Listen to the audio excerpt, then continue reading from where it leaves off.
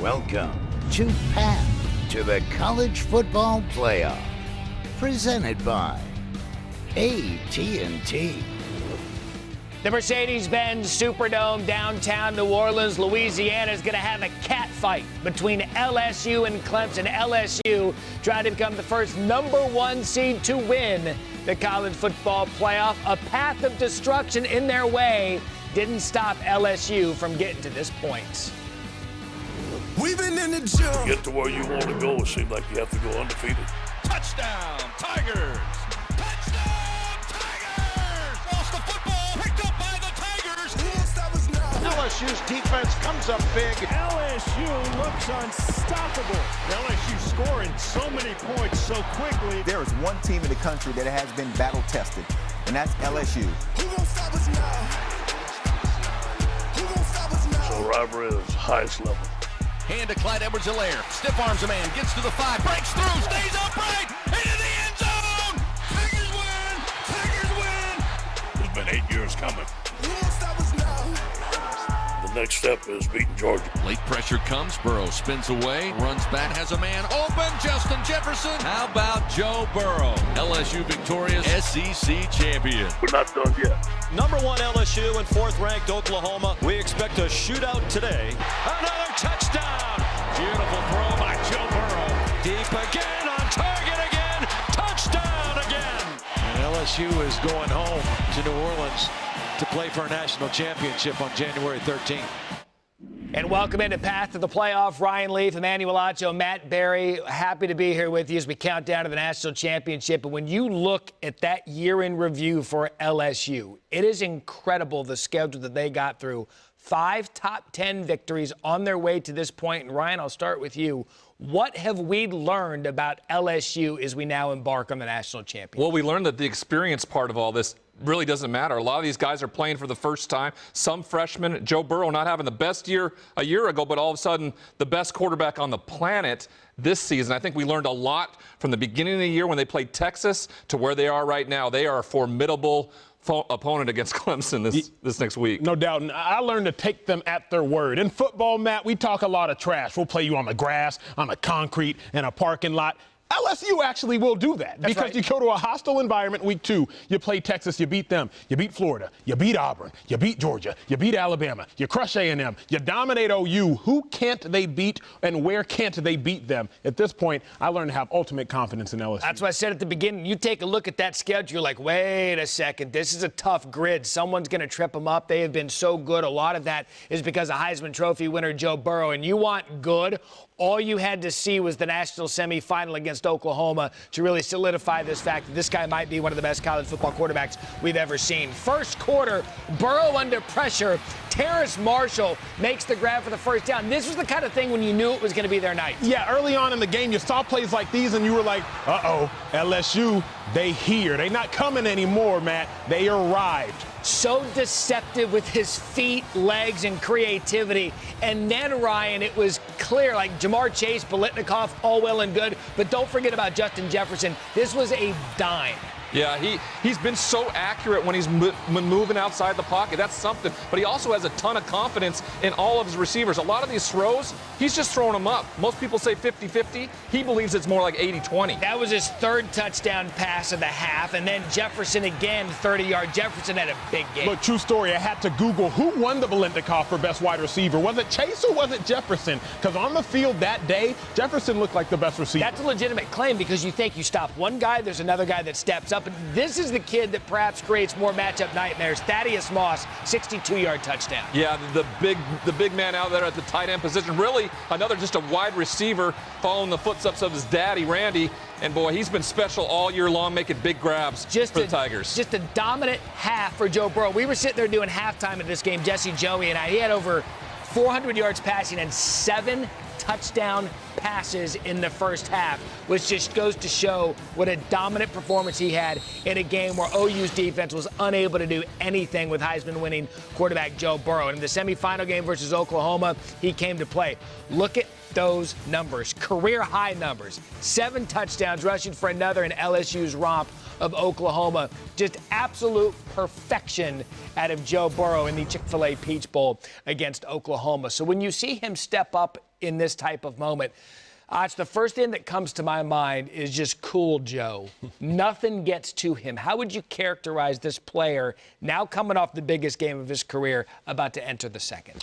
You can't seem to faze him in any capacity. Here's my thing. When you put up numbers like that, sometimes you can roll your eyes at them, Matt, because they don't always mean something.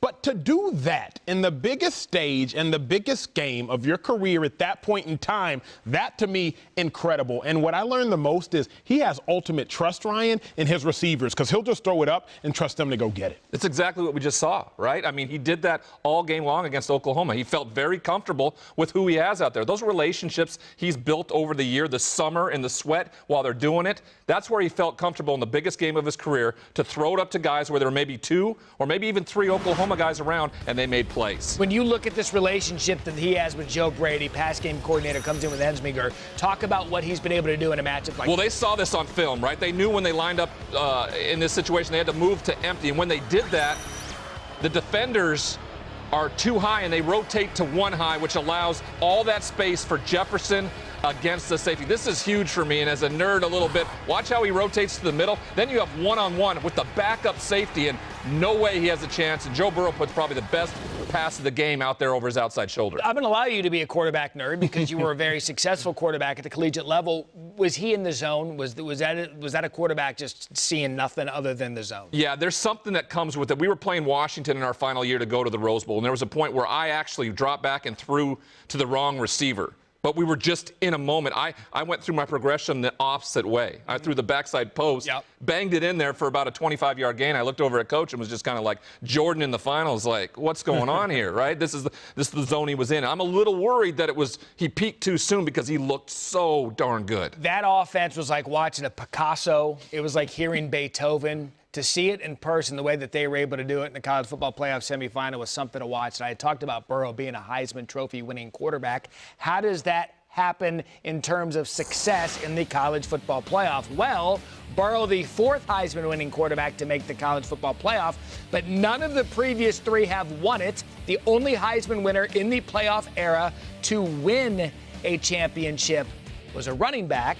It was Derrick Henry, Alabama. So you have to wonder. There's a lot of history going against LSU in this one. You've got the #1 seed. You've got first-time entrant. You've got Heisman Trophy winning quarterback. I don't know if it matters that much with how well they're playing. But let's now take this a step further. We know Joe Burrow is probably the most important player on this roster. But give me someone outside of Burrow that's going to need to step up, Ach, and have a huge game against Clemson to win the championship. To me, it's Justin Jefferson. And it's Justin Jefferson because he does so much of his work in the slot. He does so much of his work in between the hashes.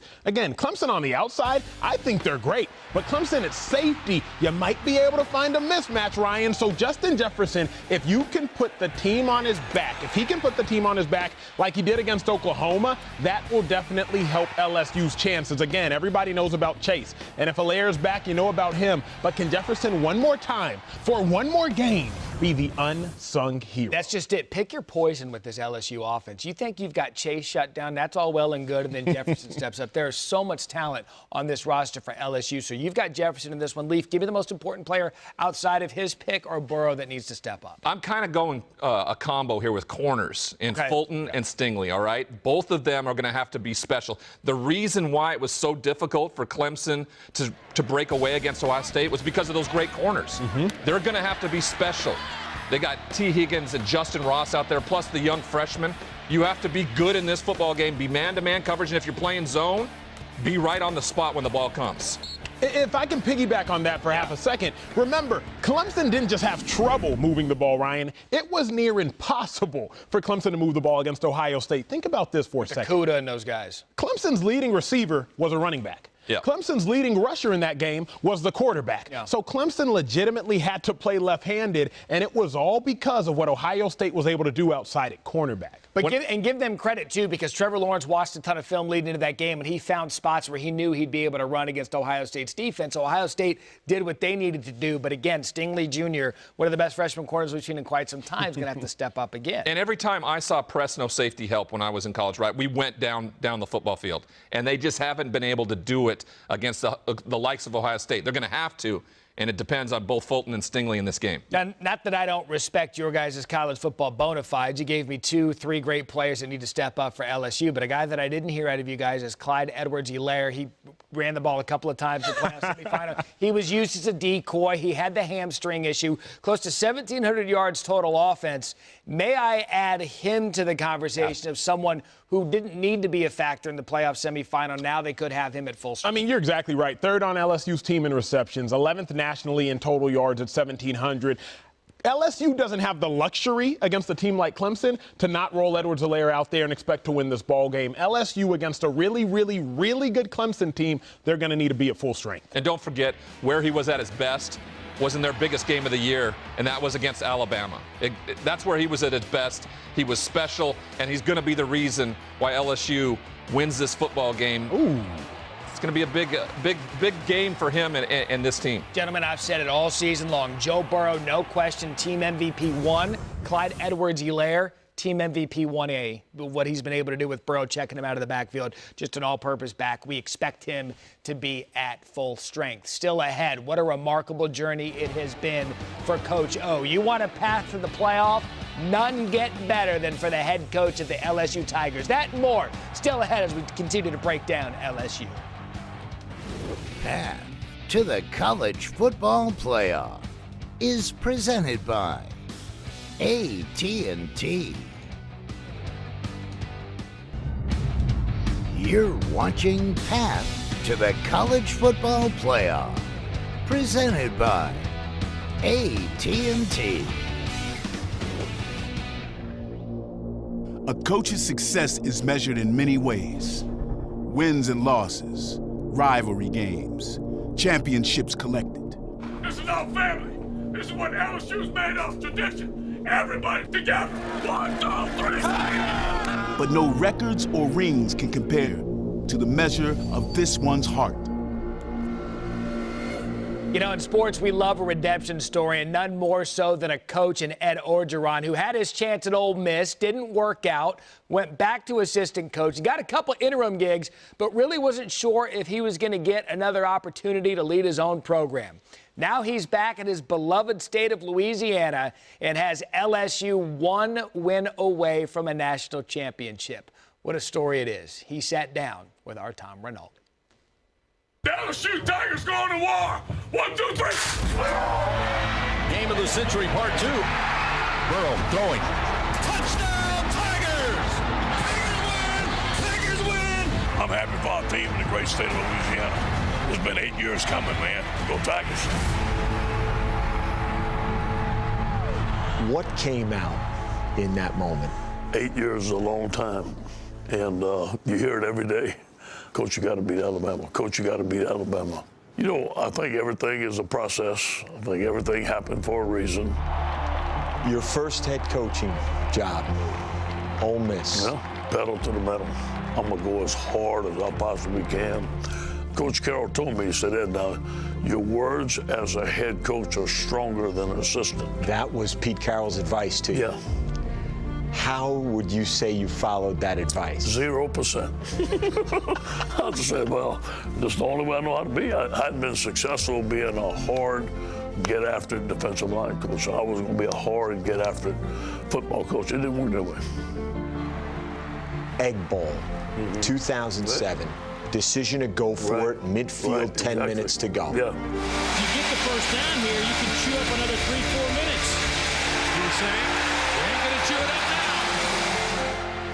I should have punted. It was a very, very emotional decision. Once that happened, they let me go.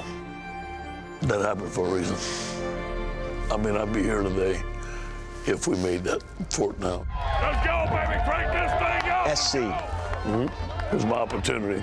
The biggest thing that I made as a change as a coach is I'm going to treat our football players exactly how I treat my sons. Exactly.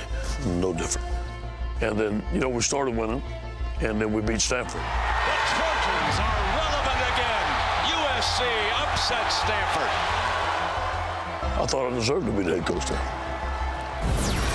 The other big story in sports, Steve Sarkisian is returning to USC, this time as head coach. Your last meeting with your players at SC, what happened? It was like a funeral. It was hard, really hard. Even now? Sure.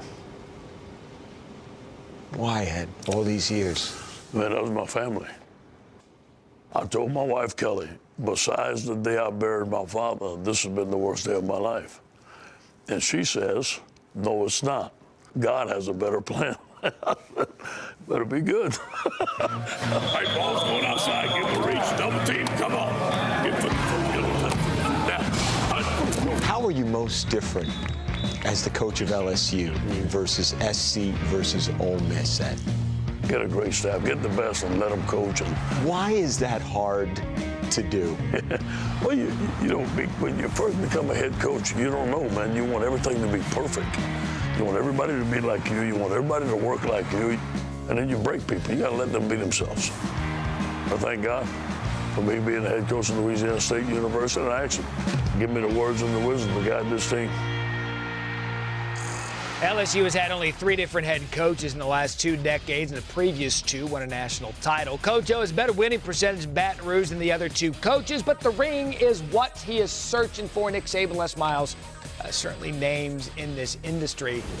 I mean, you talk about redemption story for a head coach who's changed the way he's gone about his business. To you, what's been the most impressive part about how Coach O has seemingly been on the hot seat every other year until now and guided them to a national championship? I think the number one thing which everybody in society can learn from, but specifically in football and in coaching, humility.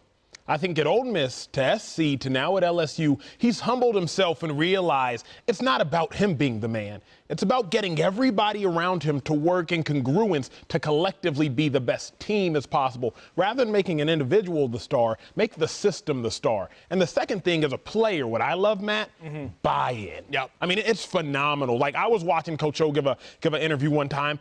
I have no ties to LSU, and I was ready to run through a wall for the man. So buy-in and humility, those are the 2 things that stuck out to me. I loved your humility part, right? What went down at Miami, then what played out at Ole Miss, and then at USC doing the job that everybody thought USC wanted, yet to be let go.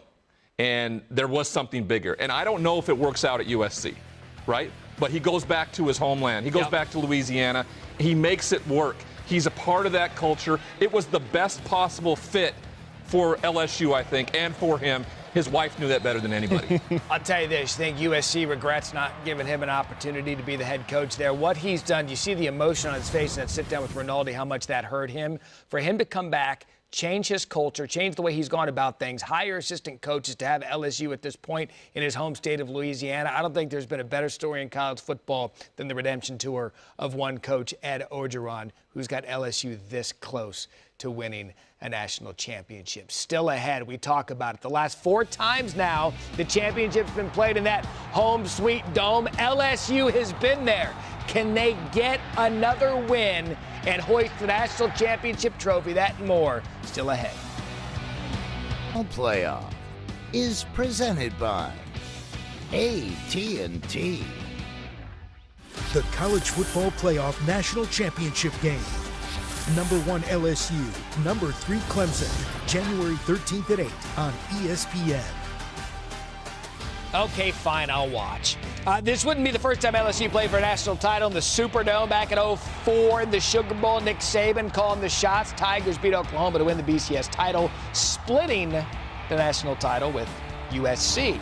4 years later, BCS championship game, LSU, now coached by Les Miles, beat Ohio State 38-24 in the Superdome, becoming the last 2-loss team to win it all.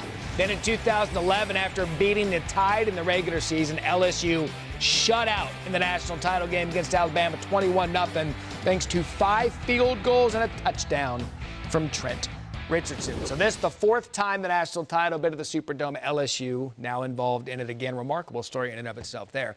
So let's start getting towards prediction time in this game. First, I'll start with you, Ach. LSU wins this game against Clemson if they can find the mismatches. The game of football is all about mismatches, and I think at safety, Clemson's Tanner Muse, phenomenal in run support. He's a brilliant mind, very cerebral back there, but he might have some physical limitations that I think LSU is going to exploit. If you look back at last year's national championship game, Alabama, they did the same thing. Look, you got Tanner Muse back there, number 19. He's at safety. He's essentially man-to-man against Jerry Jeudy. Jerry Jeudy hits him with a quick boom, boom, hits him with that double move. Now Tanner Muse is back there running for his life. This is what LSU will do. You saw him do it against OU. You have Justin Jefferson first to safety. Broyles, number 25. He steps up to play Jefferson, and just like that, another quick little slide move out to the outside on a fade. Easy touchdown for Joe Burrow and LSU. So again, the game of football, it's all about where's the weak link, where's the mismatch. LSU's going to try to find it and exploit it with Tanner Muse at safety. And that's on coaching throughout the week. You watch the tape. Where can we find the best opportunity for our weapons? That's your key to the game.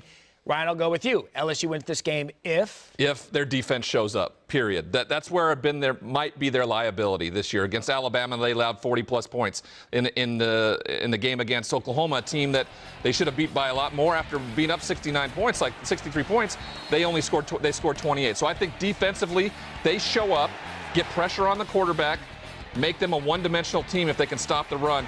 I think that's where they get their best chance. It's not just offense. It's what they can do on defense as well. Now, we've seen the LSU defense come on at the end of the season. They did so against Texas A&M. They did so in the SEC Championship. But to be fair, in that game, they were up so big against Oklahoma. You couldn't fault them a little bit for maybe just kind of relax. Yeah, you take your foot off the gas a little bit, but I think that's the part that needs to be the best for them is their defense. Out they can do up front and get to the quarterback. Divinity being back, I think, is huge. Yeah. Getting to the quarterback, put somebody in Trevor Lawrence's face, make him do things he doesn't want to do with the football. He hasn't turned it over since that Louisville game. That will be huge. Here's the other thing. LSU needs to jump on Clemson early like Ohio State did. If LSU can come out quick and all of a sudden put 21, 28 points on the board in the first quarter and a half, first 2 quarters, Clemson's going to have to unbutton their jackets and be like, uh-oh, hold on now. These dudes are for real, for real. Because, Matt, everybody, when you're playing football, you look at it like this. They all right, but they ain't seen me yet. Right. You know, like, that's the mentality. Like, yeah, LSU's kind of good, but Clemson's going to be like, they haven't played me yet. All of a sudden, they put some points up on you. Now you're like, uh-oh, they really good. Speaking of, never unbutton the double-breasted. Just keep that thing high and tight the rest of the show. And the tape that's out there, Clemson against Alabama on this stage last year, they know what they're capable of. Prediction time. Who wants to start? Ach, you want to start prediction time? I'll take it. National championship game, go. To me, LSU, they're on fire right now. Clemson's a very, very, very good team, but I can't bet against LSU at this stage. I think LSU is going to find a way to get it done. Yeah, I've been riding the Clemson Tiger train the whole year. They've been number one since my first poll in August. They're still number one.